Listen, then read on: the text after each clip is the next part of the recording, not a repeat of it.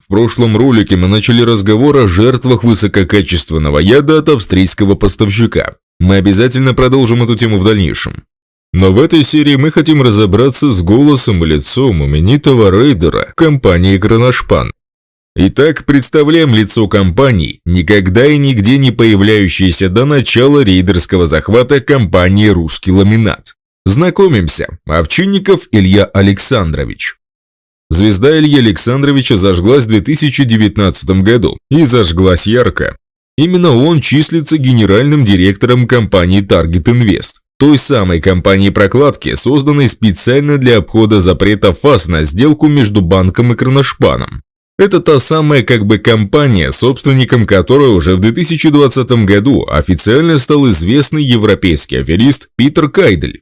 Уже в 2020 году Илья Александрович стал называть себя директором по развитию Кроношпан.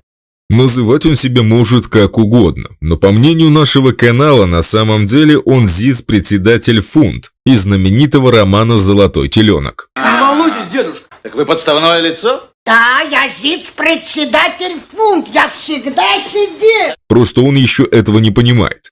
Откуда же появился этот скромный молодой человек, который, в отличие от многолетнего главы российского Кроношпана, Курбаншо Ардашера Ермамедовича, по-прежнему смущается и краснеет, когда лжет или несет чушь на камеру во время своих немногочисленных выступлений, то есть смущается и краснеет всегда?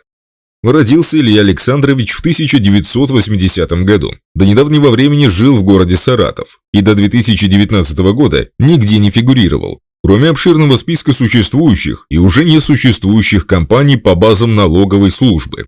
Вот вы верите, что ничем не примечательный человек без серьезных достижений может стать директором по развитию международной компании? Вот и мы не верим. Но по нашему опыту здесь вероятен только один из двух вариантов.